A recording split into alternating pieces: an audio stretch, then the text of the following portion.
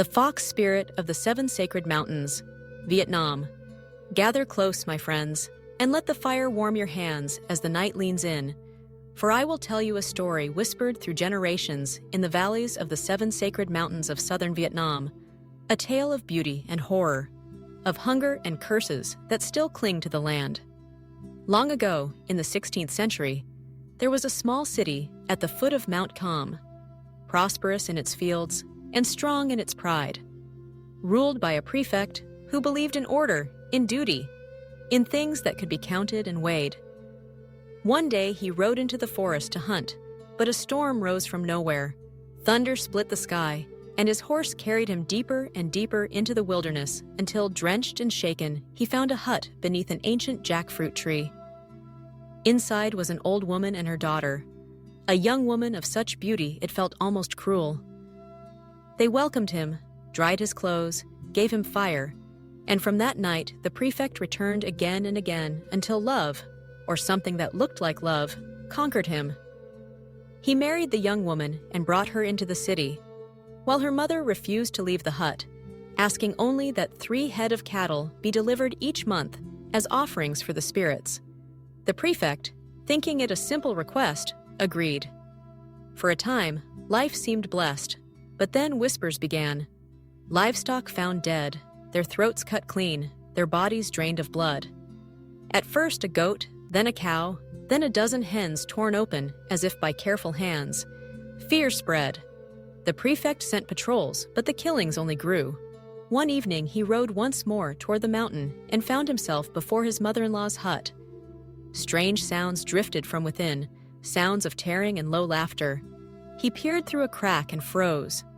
His beautiful wife bent over a basin, draining a pig's blood into a jar, while beside her crouched 2 white foxes, their fur gleaming like bone, their muzzles red with entrails.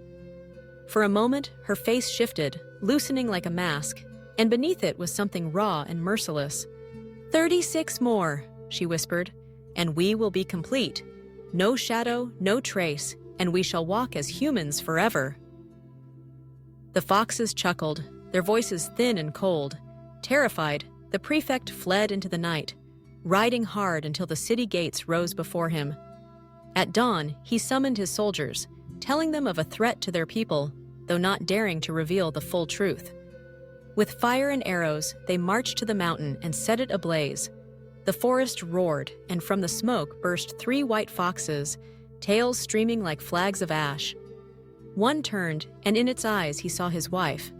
Rage, sorrow, betrayal, all at once. Arrows flew, torches rained, and the mountain became a pyre. Their cries echoed like curses, and before death claimed them, a voice shrieked through the flames. We will haunt you still. Your fields will wither, your wells will dry. You may burn our bodies, but our souls are not yours to command. And so it was. Though the foxes' bodies were ash, their spirits prowled. Drought came too early, chickens laid blood-stained eggs, and children woke at night shivering though the air was hot. The prefect himself wandered sleepless, seeing his wife's face in mirrors, hearing her whisper in empty halls. Desperate, he sent north for help, and from Phú Xuân came a monk of great repute, a man carrying little more than incense and iron. He examined the cursed ground and spoke softly.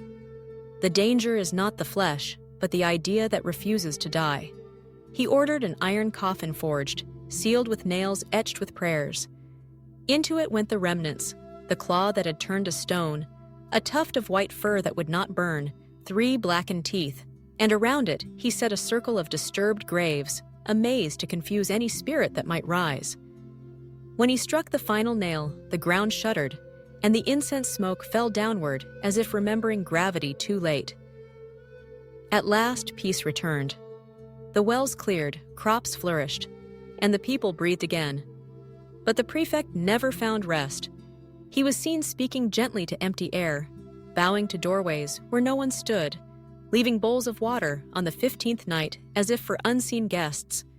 His hands trembled, his words frayed, until finally he disappeared from the records, leaving only a shadow in the tale. The city too began to crumble, as if its life had only ever been borrowed. The mountain endured, silent, guarding the story beneath its roots. Travelers still say the air grows heavy near the jackfruit tree, and if you pause there, you may hear laughter thin as smoke. Some locals still leave offerings of rice or water on the 15th night, saying it is for travelers without tongues. Perhaps it is only superstition, perhaps only the wind.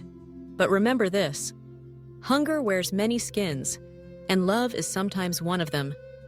So if you ever walk by the 7 sacred mountains when the moon is high, and you hear a chime stir though the air is still, bow your head, for it is only the night remembering and testing, gently, whether you remember too.